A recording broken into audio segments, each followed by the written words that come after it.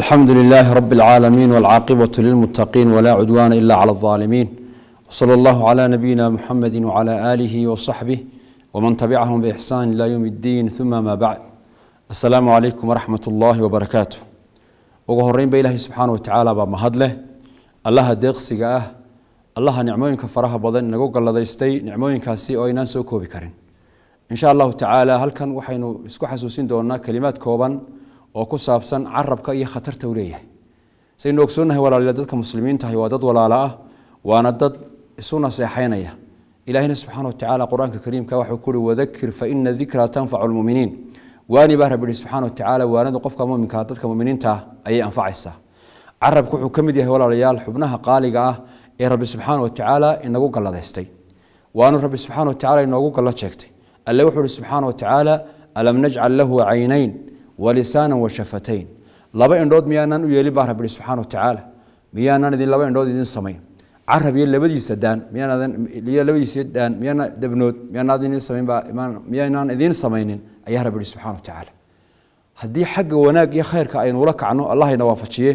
wax badan oo khayr qofka suurtagal ah xagga xumaha iyo sharka hadaynu la kacnana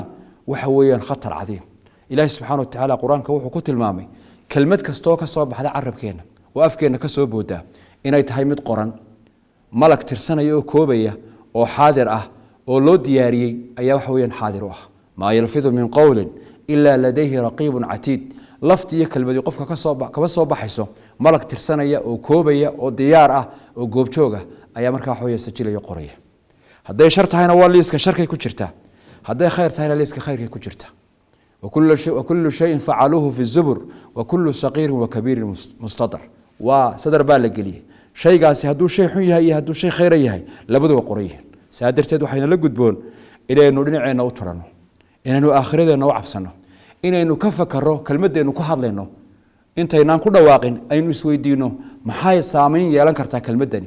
kelmadani ma tahay mid ilaahay subhanahu wa ta'ala inoo dhaweynaysa mid aynu ajri abaal ku helayna ma tahay mise waa kelmad saabi noogu noqonaysa ilaahay subhanahu wa ta'ala cadaabkiisa inuu ku shalwano sidoo ka warramay nabiga kaleey salaatu wasalaam in al-abd la yatakallamu bil kalima la yulqi laha bala wuxuu nabigu xusay kaleey salaatu wasalaam qofku inuu kelmad ku dhawaaqayo kelmadaasi oo isagu aanu dhaadaynin miisaanka iyo martabada inay taagan tahay aanu ogeyn deedna saabaq u noqonaysa masaafo qorax ka soo baxay qorax ka dhac inta u dhaxaysa cadaabka ilaahay markaa waxa uu ka shalwado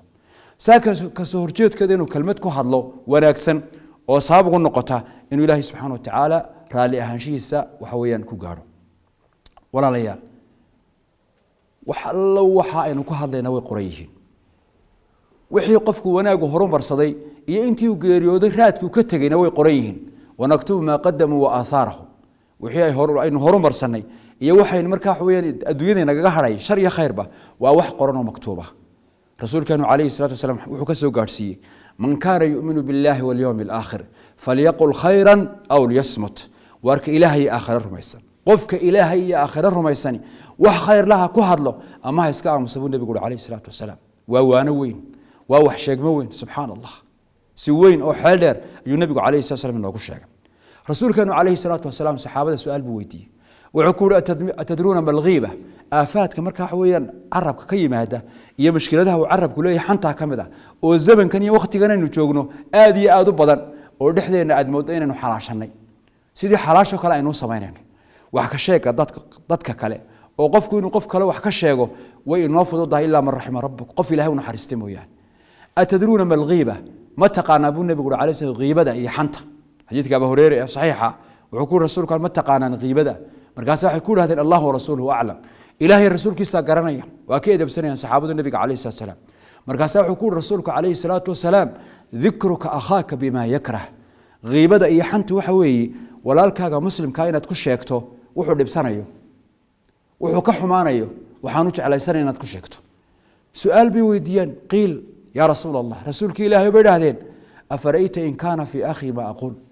كورنا الدي ولا الكي وحان كشيغيا وكسف فيسنيه وكبر دحجرو أرنتم حين قرنسا إن كان فيه ما تقول والنبي يقول عليه الصلاة والسلام إن كان فيه ما تقول هدو حاء كشيغي سبرك وكتشرو فقد اقتبته وضحمتي وإن لم يكن فيه هدي أنو كتشرنا فقد اقتبته فقد بهته وأتكب أنا بورتبا كبسي وين been abuurad weeyaan haddii aanu ku jirin marka labadii jeer midna waa kala daran yihiinba maxay nagala gudboon inaanu uga naseexayno inuu talo wanaagsan ka siino in qofka si qurux badan oo wanaagsan loola hadlo laakiin waxa aynu wadno kelmadaynu qorayno baraha bulshada warka aynu dhex marinayno ama qoraal ha noqdo ama qowl ha noqdo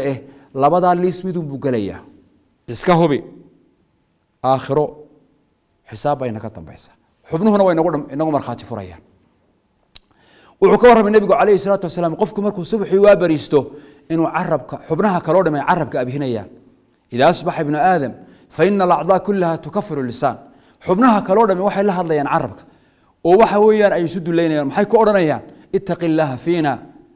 ilaahay nagaga cabsa carabyo fa inamaa naxnu bik fain istaqamta istaqamna wain icwajajta icwajajna carab yahu ilaahay nagaga cabso haddii aad toostana waanu toosi haddaad qalloocatana waanu qalloocan war ilaahay subxaana wa tacaala aynu ku cabsano war rabbi tabaaraka wa tacaala aynu ka dhowrsano war carabadeenu yaanayna halaagin nabigu calayhi salaatu wasalaam nin baa u yimid abi umaama saxaabiga leedha wuxuu waxa u yimid rasuulka calayhi salaatu wasalaam cuqbata ibnu caamir baa nabiga u yimid calayhi salaatu wasalaam xadiidka markaa waxa weeyaan imaam tirmidi soo saaray wuxuu ku yidhi rasuulka calayhi salaatu wasalaam qultu yaa rasuul allah man najaa rasuulka ilaahu badbaadadu maxay ku jirtaa badbaada maxay ku jirtaa waa su-aal aad iyo aad muhiima adduunyada qofku inuu badbaado halowga ka badbaado waxa weeyaan aakhiro uu cadaabka ilaahay subxaana wa tacaala iyo jaxiimiyo jahannamo ka badbaado maxay badbaadada ku jirtaa su-aal aad u qiimo badan buu nabigu weydiiyey calayhi salaatu wasalaam rasuulkuna calayhi salaatu wasalaam jawaab waafiya oo aad u qiimo badan ayuu ugu jawaabay nabigu calayhi salaatu wasalaam saddex kelmadood oo gaagaaban oo macno badan xambaarsan buu u dhiibay nabigu calayhi salaatu wasalaam waxaana nabiga calayhi salaam ka mid ahaa waxyaabaha ilaahay ku karaameeyey ee rasuulka rabbi subxaana wa tacaala siiyey jawaamicu lkelim kelmado koobkooban oo macno badan xambaarsan wuxuu ku yidhi nabigu calayhi salaatu wasalaam amsik calayka lisaanak war carabkaaga iska qaba carabka walyasacka beytuk gurigaaguna ha ku deeqa buu nabigu yihi calayhi salaatu wasalaam wabki calaa khatii'atik gafkaagana ka oy buu nabigu yihi calayhi salaatu wasalaam intee baynu maanta carabka iska qabanaynaa intee baa gurigeenu ina deeqaya intee baynu dadka nabadgelinaynaa intee baynu ku xisaabtamaynaa waxaynu ku hadlayno culimo caamo madax shacab mucaarad iyo muxaafid cid kastaba dheh rag iyo dumar waxaynu ku hadlaynaa way qoran yihiin lima shahidtum calayna aakhirana waxayna sugaysaa in qofka xubnuhu ay ku markhaati kacaan oo ay idhaahdaan waxa weeyaan maxaa iigu markhaati kacdeen buu qofka odhanaya andaqana allahu aladii andaqa kula shay ilaahay wax walba ka hadliya baa naga hadliyey war waxaan ku soo gunaanadi lahaa war waa kaa nabigu jawaabtuina siiyey calayhi salaatu wasalaam amsik calayka lisaanak carabkaaga iska qabo walyasacka beytuk gurigaagu ha ku deeqo wabki calaa khatii'atik abubakar sidiiq radia allahu canhu intuu carabkiisa saa u qabtay ayaa wuxuu lahaa hada aladii awladani lmawaarid war kay halaagayaaba waa kan waa saxaabigii jaliilka qiimaha badnaa ee nabiga calayhi salaatu wasalaam nabigu jannada ugu bishaareeyey weeyaan ka sidaa leh waxaan ku soo guranadi laha ilaahay aynu ka cabsano waar carabka aynu iska qabanno aynu iska ilaalino carabka carabadeenu yaanayna halaagin asalaamu calaykum waraxmat ullahi wabarakaatu